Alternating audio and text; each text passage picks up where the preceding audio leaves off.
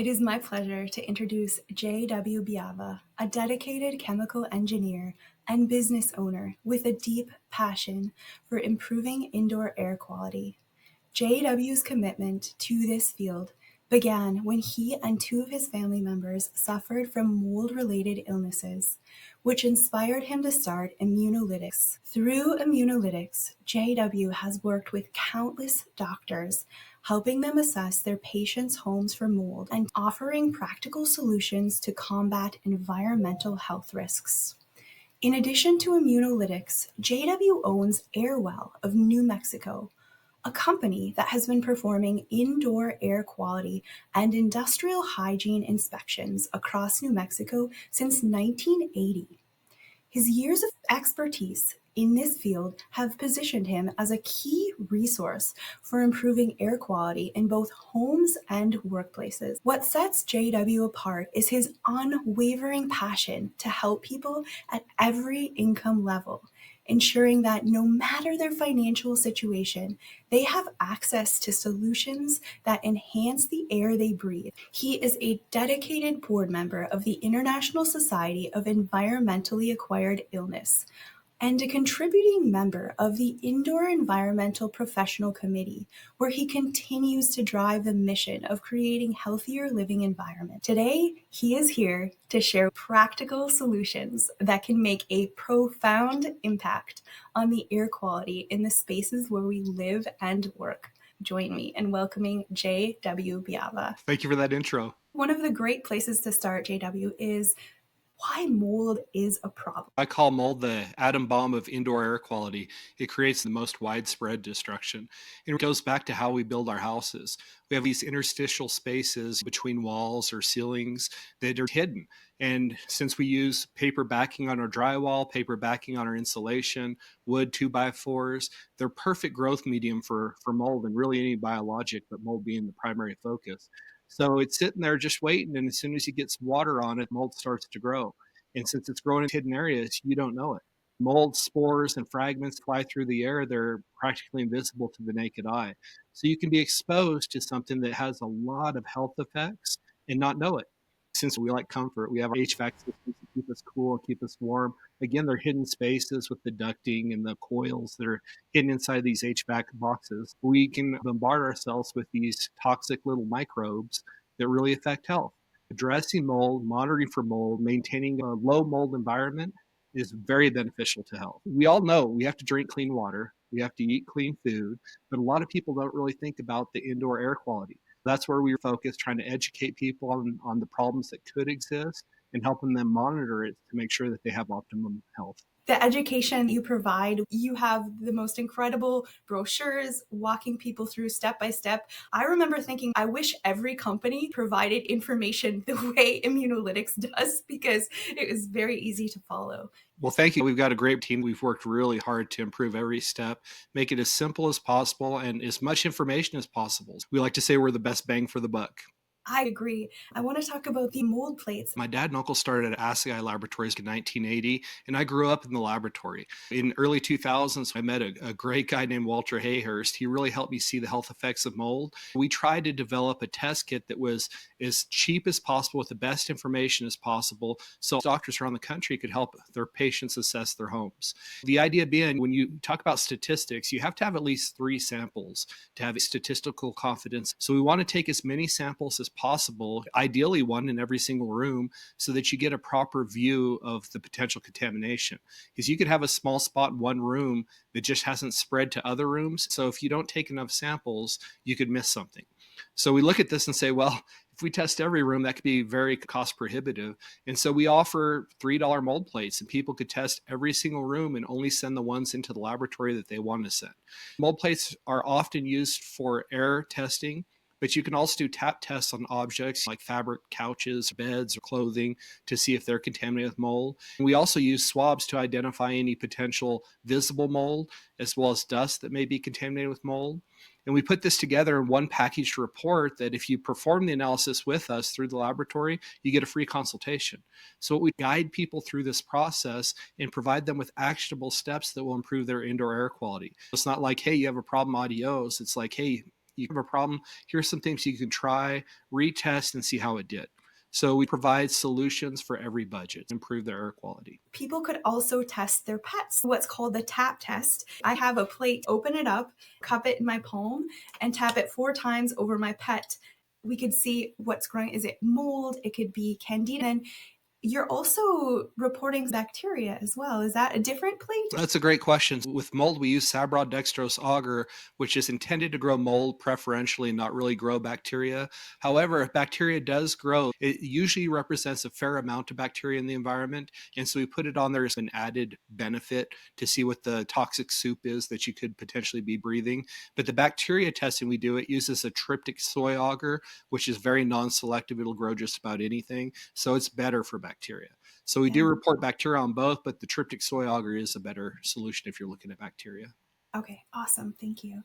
There's many different ways to test, and from what I've learned, it's not like one test is always better than the other. They all have their pros and cons, but one really cool thing about the mold plates is that they can test such wide variety of species, potentially up to 37,000 species. Yeah, that's true. So what we try and do is use as large of a fishing net as possible to measure biologic problems. Just like if you had a little fish tank with one of those little nets for your goldfish, you wouldn't go to a lake and try and fish with that. You want as big of a net as possible. The more tests you do, the more types of tests you do, it gives you a better picture of the environment. You're absolutely right that every test has its limitations. The gravity plates will be criticized sometimes just because they say, well, it only takes viable mold, the mold that's alive and able to grow. But that's the majority. So it's a biologic indicator. It's not perfect, but it does a really good job. Yeah, for people on a budget for testing, the mold plates run around $3 a plate, and it would be great to test 3 different samples. Yeah, absolutely. A lot of people get linked into the ERMI, and the ERMI runs $350 a sample. You could do 9 test plates for the same price as one ERMI. So there is benefit in additional information, additional samples. This mold industry, it's what I call a bourgeois industry, where if you're not rich, you can't afford to get well. We do our best to combat that and give people tools and educate them so they can protect themselves and their families and help recover without going bankrupt. You have a great recommendation about the level of moisture. If it's raining while your home is being built, the studs can absorb that moisture. Yeah. So a lot of times when you're constructing a building, you'll see a big rainstorm, and then these construction guys go through and thoroughly dry every 2x4, right? No, No, they don't. And so if you're aware of this, you can say, hey, let's make sure that we dry these before we put up the drywall. you were looking for a level around 14%. Yeah, 14% is in industry standard. It's not unique to us. We know biologics won't really grow if the building materials are below 14% roughly for 2x4s of drywall. So it's real important to keep things dry. A lot of buildings are built with moldy materials, so keep your eyes open. For people whose homes are already built, one of the important things is not mixing the indoor air with air from, say, for example, your crawl space or your attic. Tell us why it would be important to help seal our indoor air from these potentially dirty air spaces. So when was the last time you cleaned between your walls? Never. Well, no, you can't. It's a space in which it's just unknown. Dust is accumulating, biologics are growing potentially. And so you just want to protect your indoor air quality. The easiest way is to prevent communication between those spaces. You can go to Home Depot or Lowe's and get the little gaskets that you put over light switches and electrical outlets. That helps prevent air communication. You can use a tube of caulk around HVAC registers, canned lighting. Any penetration you have through drywall or whatever wall surface you have will be beneficial. Guys that address indoor air quality will even caulk around the baseboards to make sure that we're not getting air from under the drywall. Minimize your exposure to air that you don't control. Crawl space is a huge red flag. Crawl spaces will get wet, and people think, oh, it's outside of my house, it doesn't get in. Absolutely gets in. Pressure differentials will pull that air right into your breathable air, whether it's just normal heating, cooling of the building, what's known as the stack effect, where air always rises through a building. So you got to keep your crawl space maintained as well and prevent that air from getting inside. The negative pressure will draw air from wherever it can, the path of least resistance. So if you're going to run a lot of fans, you want good makeup air. So that may be just cracking a window to get good makeup air into the space. Houses leak through dog doors, front doors, but you want to provide a path for fresh air. air. So we talked about ERV systems, energy recovery ventilators. They're constantly pulling in fresh air from the outside and bring it inside. Some HVAC systems, especially in the commercial side, are built with fresh air intakes, and some of them can be adjusted to provide positive pressure within the residence or commercial space. Those are all good options. Dilution is the solution to pollution. You want fresh air coming in, but it needs to be fresh air, not contaminated air that's just drawn in from spaces that are unknown. I learned moisture will wick into the sheetrock and grow on the back of the sheetrock where you can't even necessarily see it. Yeah, that's a good point. Drywall is like a sponge. So is concrete. If you have water under your foundation, it'll travel right through that concrete. I had a house here in Corrales where I had a real nice koi pond in front, and I had to refill that koi pond weekly because it had such a big leak. And then I measured the humidity inside, and it was running 55% in the winter in New Mexico. It was like, this is crazy. But that pond water was getting under the foundation and then creating problems inside. If it starts getting up 50%, you need to be running dehumidification. Biologics will grow without any standing water at a humidity of 60 or greater. And the higher it is, the quicker they grow. So the food is there, the mold spores are there. It's the moisture you got to keep out. So high humidity is just as important to monitor as some type of water leak. So maintain the moisture, keep the humidity down. Moisture meters are so inexpensive now. You can get one on Amazon and monitor it yourself. Make sure that you're protecting your family. When you're a kid, it was so cool to take a hot shower. The mirrors fog up and write your name on the mirror. That humidity was too high. In my bathrooms now, when I run a shower, I don't get any condensation on the mirrors because I run enough air through there. Bathroom fans are very important. Maintaining those environments so you don't have humidity just sitting in there. Another thing is mold can also be in sink drains. Yeah. Sludge can build up in the sink drain itself. It could be a source of illness for individuals that are very sensitive as well, correct? Oh, yeah. We're talking about reducing exposure to biologics and some of the organic compounds that they produce. So that's biofilm, and it's just a nasty, toxic sludge of molds and bacteria. So, yeah, you want to maintain your sink drains. We do it real simply with just 12% hydrogen peroxide. Pour a cup down it, each drain in the house, and that'll help kill some of that biofilm that's in there. Yeah, that's exactly right. It's a simple solution. And I'll walk and I say, something doesn't smell right in here. Dump a cup of the 12% peroxide in there and it's fixed within an hour. So it's a simple solution. One of the other things for prevention, previously, I used to keep items underneath my sinks in my bathrooms and in my kitchen. Now I simply have a bucket in case there was to be a leak under there. Oh, yeah, that's really smart. I use those little monitors, little connectivity monitors you can get on Amazon or Home Depot. And if there's a water leak, then you get this really annoying sound. So, yeah, either way, if you're going to use storage under your sink, put a monitor in. If you're not, absolutely put a bucket in there. You occasionally look in the bucket, make sure it's not filling. If you had water in there, that could be a humidity problem. After 48 hours, you are going to have issues with growth of biologic material. Is that true? Yeah, it's just a really good rule of thumb. It's an exponential growth. So it starts real slow, and about the 48-hour mark is where the curve starts going like this. And so then it's exponential after that. So the earlier you catch it, the better you're going to do to reduce contamination. What about carpet cleaners? They add so much water to the carpet, and then maybe there's wood subfloor underneath. Oh, it's an excellent question. If you're going to rent a carpet cleaner, it's probably going to be nasty. You're going to have to clean it out, probably hit it with some peroxide. I've opened many carpet cleaners, like when you leave an apartment, you open them up and they just smell like dirty mops, and oh, it's disgusting. So you can absolutely be adding mold and bacteria to your carpets by using them. So make sure they're clean first. Second, we still recommend carpet cleaning if you have to have carpet. Number one is hard flooring, but so much easier to keep clean. That carpet is a sponge for dirt and debris, mold, spores, bacteria, so it's not ideal. But there are people that just are determined to keep carpet. Great, okay. Then we point them towards BioBalance, because BioBalance makes a carpet cleaning product called Haven Clean, and you can add that to your carpet and treat the carpet while you're removing the dirt and debris. To your point, yeah, if you oversaturate the carpet and it gets into the padding and into the subfloor, you're going to create a bigger problem. So people are going to clean their carpets, move a lot of air, move the furniture around a lot so you don't have isolated wet spots under the furniture, run some fans, open some windows, monitor your humidity, and it needs to be dry within 48 hours. So it's a risk, it is. But if you know it's a risk and you're educated, you can usually address it well. Thoughts on spray foam insulation? I'm guessing that could really trap in moisture and make it hard to assess. But what do you think about spray foam for homes? Yeah, spray foam's a tricky one because it insulates well and it seals well, but if standing water's against it, it will absolutely suck up the water and it can trap some humidity.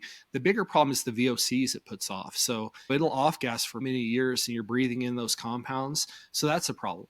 So based on its potential to trap moisture, wick moisture, and its off gassing, we don't ever recommend it.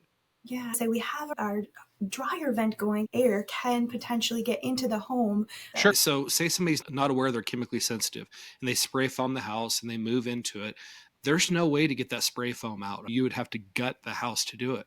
So, it's Yeah. just a risk. Some people do fine with it, but it is a risk. Question about a P trap. What are your thoughts for what is it called? The Air- condensate. Yes. Yeah, Yes, the sure. condensate.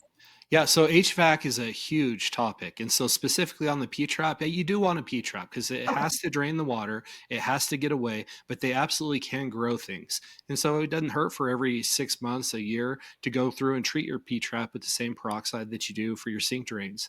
That's absolutely a great way to treat them. Let me tell you a story since we're talking about HVAC and this is fresh on my mind. My good friend Jeff Bookout, who's a top level IEP, the indoor environmental professional, he was telling me a story about a country music star who sold their house and they went and did an inspection on it. This house had 11 HVAC units in Oklahoma. Six of the 11 were completely contaminated with mold, growing on the coils, growing in the ducts. So it's a hot topic, and you really have to examine your HVAC system, make sure you keep it mold free. One of the things that I learned from you was that mold leaves a carcass. You gave the example of you wouldn't leave any other carcass in your home. And so the importance of cleaning your HVAC, because for years I was like, oh, is it really important to clean your HVAC system? Or is that something we could just get away with? It absolutely helped me to know the importance because I was able to visualize a comparison. Yeah, so removal is key, whether it's alive or dead mold. You don't want it in your house. I use the example too of dog poop. You don't leave dog poop on your floor. Don't leave mold growing. Clean it up. Keep your house clean and dust free. That's going to really help reduce any exposure. And think about what dust reservoirs are present. So the top of fan blades, the top of refrigerators, behind your dressers. There's a reason people have done spring cleaning throughout history. You got to keep your air clean by keeping the dust gone. Mold travels almost like the dandelions. We called them wishes when we were kids because you'd be like, make a wish, and then you'd blow and they'd go floating around. And that's how mold travels as well, like dust, correct? Right. Yeah, it travels like dust and it settles like dust. So if you have dust, just assume there's mold in there. Yeah, that's one of the cool things about how the plates work. The mold will travel through the air and then it'll settle on the plates. When we're testing with your plates, we leave them out for 1 hour and that will give a health score. So, talk a bit about that. Sure. Yeah. So our health scale was developed by a few independent doctors many, many years ago. The mold test plate is nothing new. They've been using these for over 100 years to monitor environments. Even hospitals nowadays, they use the same type plate technology, settling plates, to monitor infection rates.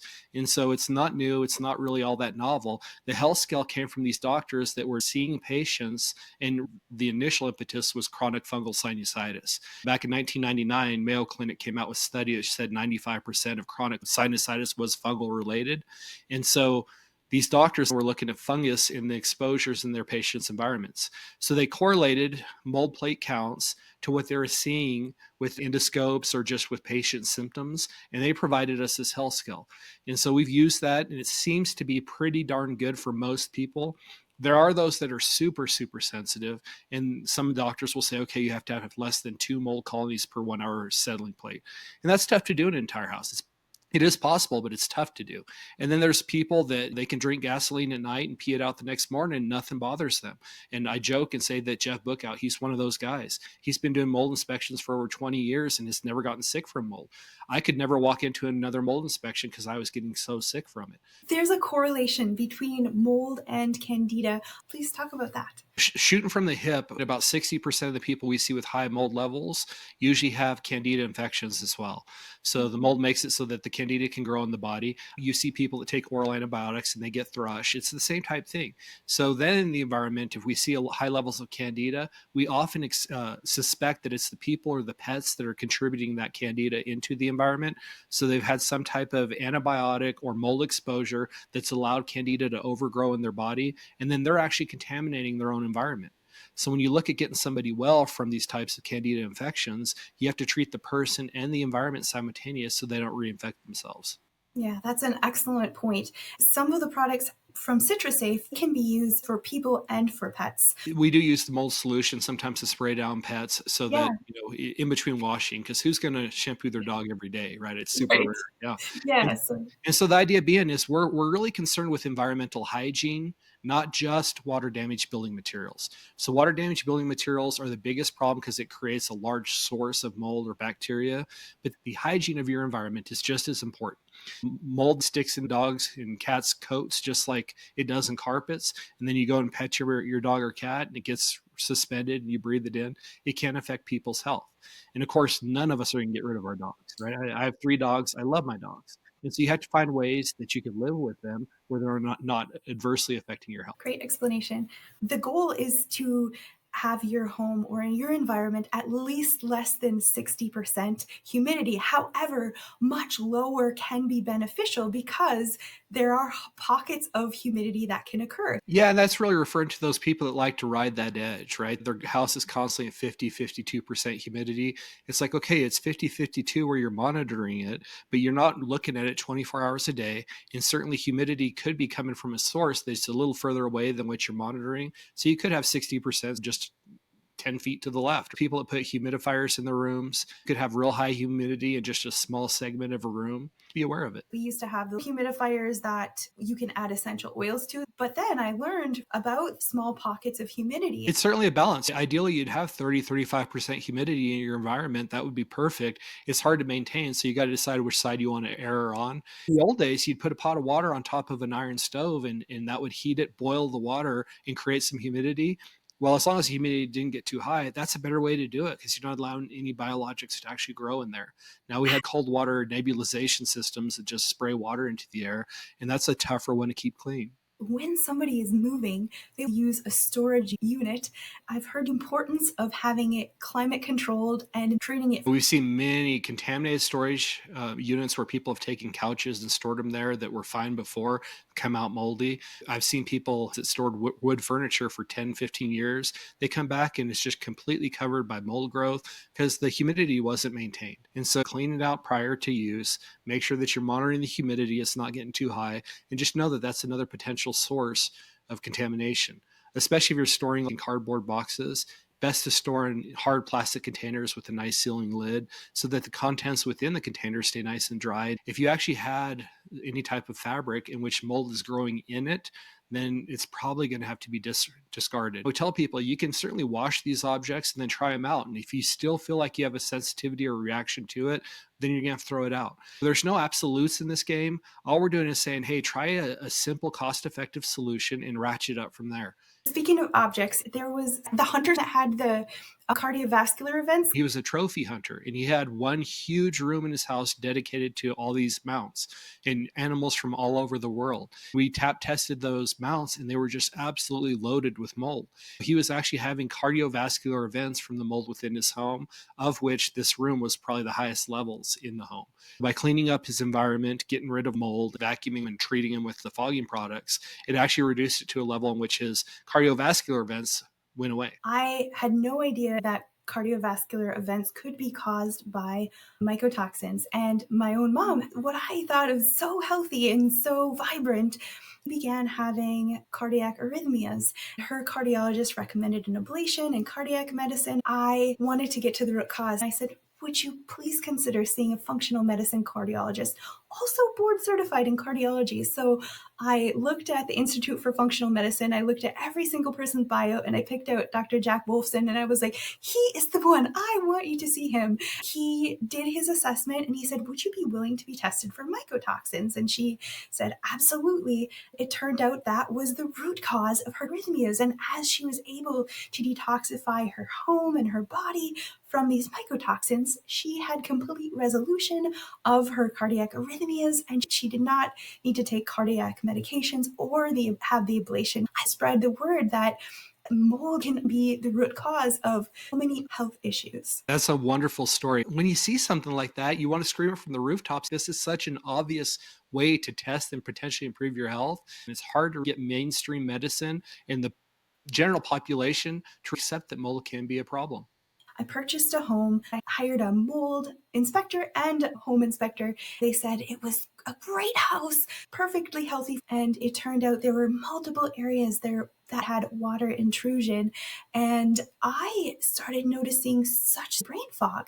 I worked in a surgical orthopedic practice at the time, and attention to detail is extraordinarily important. And I would be ordering an x ray on a limb, and I would look at the report and then I would go to enter it and I wouldn't be able to remember if it was right or left. And I was like, this is very odd. I've never had this experience before, but the symptoms of mycotoxin toxicity can be so unique for each person. And it also can be so tricky because maybe somebody else living in the home isn't as susceptible to mold. Individuals have different genes and different ability to detoxify. And so that can really alter somebody's response to a toxic environment. Yeah, absolutely. A couple thoughts came up when you were talking about that. One being that mold acts in many different ways. An allergen is what most people know and expect. And the mycotoxins are poisons to the body. The mold can actually act as a super antigen too and produce those autoimmune type responses and result in chronic inflammation. So there's a lot of different ways that mold goes about hurting us. And a lot of times people say, oh, I just have cladospora in my house. That's a normal soil mold. It doesn't matter if it's a normal mold. You don't want high levels that you're breathing because it could affect you in many different ways. My husband was the first physician's assistant at the University of Minnesota transplant program. As I was telling him how mold can suppress the immune system, he said that's a drug that we used for transplant patients. So say a patient has an organ transplant, they get placed on a drug from mycotoxins to help suppress the immune system so that the body doesn't reject the organ. Yeah, it's a great point. Suppression of the immune system is a big problem with mold exposure. Yeah, I felt like I was constantly sick. I remember I had used an entire bottle of throat spray because it felt like my throat was on fire. I wish I could go back and rescue the younger version of me. However, I am grateful that it brought me to where I am today. I love helping educate people. And so I'm so grateful for the way you have done the same thing as well. You've taken your experience with mold and have changed so many lives by educating others. It's like a lifeline. To that point, people call us every day in tears. We have people all the time telling us we saved their lives. You're in the medical profession, so you're probably used to that. But we're environmental people. For many years, we were tracking what we call the citrus safe babies. Those were women that could not get pregnant. They had endometriosis, polycystic ovaries, and we cleaned their environment and they got pregnant. Some of them wanted to, some of them didn't want to, but we had 18 children just that we had tracked through that. So yeah, it absolutely makes a difference to everybody. Just like you, I wish I would have met me when I was 10 years old. And I grew up sick all the time. I even missed 6 weeks of school in middle school from sinus infections, and the school Mm. was moldy. But back then we didn't know it. This is all rear view mirror stuff, but absolutely affected my life, and I know what it can do. So I do my best just to help others so they don't live 30 years of their life before they figure out mold's a problem like I did. Talk about how schools can be a source of illness. Sure. We've seen a pretty darn good improvement in how schools are being maintained and run in our little sphere of influence. And they're actually running HVAC year round and they're monitoring and testing for mold more often. But when we talk about a school building, they're typically flat roofed. Flat roofs are just known to have leaks. A lot of schools have the lay in ceiling tiles and you'll see them discolored with water spots. So it's just maintenance. And people are getting better at this. There's more awareness. If you have a stained ceiling tile, one, stop the leak. Two, change out the tile. Then put in some type of monitoring program to assure that the air is clean. Even though it's completely dried, a water leak on a ceiling tile still can be a problem because anytime that environment gets above 60%, it can reactivate essentially. Yeah, absolutely. Yeah, the mold spores are like seeds and they'll stay dormant. It is possible to have an isolated water event, creates a stain, dry in 1 hour, but it's just safer to assume it's a problem and just replace Mm. it. It's not Yes. expensive. Swap it out. It is getting better, but yeah, schools can absolutely be a problem. So you did a boiling point analysis of mycotoxins to determine how volatile the compounds are, and you found that some were similar to mothballs, correct? Right, yeah, so mothball's primary compound is naphthalene, and the boiling point of several of the mycotoxins that I tested, which were the only ones commercially available at the time, the boiling points were very similar. And so a lot of people say, oh, the mycotoxins only exist on dust particles and they don't actually get vaporized. It's not true. It's a semi-volatile organic. It's not like a volatile organic that gets right in the air immediately. But you think of like a creosol, which is on a railroad tie, those are semi-volatiles. Most of us that have ever been around a railroad tie, we know what they smell like. So those semi-volatile compounds absolutely off gas and can affect you. So interesting. Let's talk filters for your HVAC system.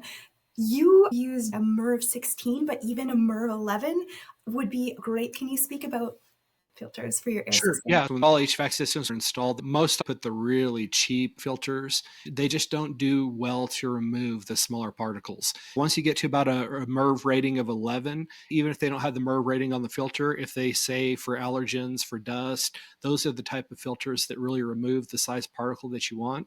You have to be sure that your HVAC system can handle that level of filtration. I think I've said 16 before, but I think it's MERV 15. It's a separate filtration module on my HVAC system. And even with that, I have just a real cheap dust collecting filter ahead of it to keep that filter clean. But yeah, you want to have good filtration. Filtration doesn't fix 100% of problems, but you've got a great system there. Use it. One of the most important tips is to run the fan in the on position, not the auto position. So my HVAC system, fan is running 100% of the time. My air is being filtered 100% of the time. And I have air quality monitors that monitor 24 hours a day. If I don't run my fan 100% of the time, my CO2 levels go up, my radon levels go up, my VOC levels go up. So use the filtration that's already there existing in your house. Put a good filter in there and just run the fan. Can we talk about the benefit of wet wiping? Dust gets in the air through any type of mechanical activity. So if you were just to throw a book down on a table, you're going to see a cloud of dust, or you jump on your couch and you see the cloud of dust around. To clean it, HEPA vacuuming does a great job because it's sucking in and capturing those fibers. But if it's a hard surface, then you want to wet wipe it as opposed to dry wiping it because it keeps the dust levels down. A lot of people who have mold related illness can't clean their house. If they clean, they get sick. Chronic fatigue, brain fog, same type of symptoms you were describing, gets worse when they clean. In those cases, number one, have somebody else do the cleaning and allow at least an hour for whatever was suspended to settle out, but preferably use wet wiping methods. And this is commonly known in indoor air quality. There's a lot of parallels between the asbestos abatement world and the mold remediation world. And they've always used wet methods to remove when possible so that they don't create big clouds of dust that just travel everywhere. Yeah. As far as air filters in rooms, I think you like the simplicity of the Austin Air Yeah, that's one. the one I use. I've tried many of them. If you've got a true HEPA, physical removal is key. We don't always like things that add chemicals to the air. Some of the Pico technology, it's fine. Some people greatly benefit from it. I don't personally use it, but I'm not against it. You just want a good filtration system. The cheaper ones are usually too noisy, and so then people won't run them. So that's a consideration. You get a higher quality one, big enough that you can run it on a lower speed. Then you reduce that noise pollution and still get the filtration. That's ideal. So I do Yeah. Austin Airs. I have an IQ Air. It does a great job. If somebody was interested in doing a whole house dehumidifier, do you have the April Air? A lot of people I work with have them. I'm in New Mexico and I don't have to worry about whole house Okay. dehumidification. Whether you're humidifying the air or dehumidifying the air, maintenance is critical to make sure that anywhere water gathers, that it's getting cleaned out with some frequency so you're not creating a bigger problem. Yes, the dehumidifier that we were running all the time. I just emptied the bucket and I didn't clean it. And so I went right to work with a N95 mask, hydrogen peroxide, and then I actually finished it with mold treatment spray. Have you ran across great resources for if your pet has candida? Well, CitrusSafe does have the pet protocol to address the mold growth, candida growth within the pet. So if your pet will drink the water with the Agramax in it, that works well. I have heard some species of cats cannot handle any of the citrus seed extracts, so you have to be careful there. But that's a good resource. Not many vets really see mold as a problem for exposure of their owners. That's kind of on the fringes of what's known or understood. that's to come. You're going to get exposed to mold. So the most important piece of the puzzle is education.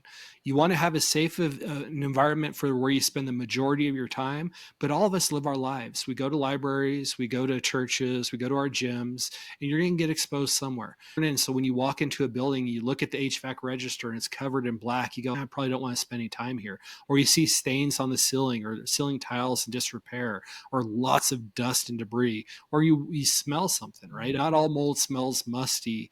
But if you do smell musty smell, that's a bad sign. So learn what the signs are. We have certain restaurants we don't go to that have a lot of water features inside of them and they're creating problems.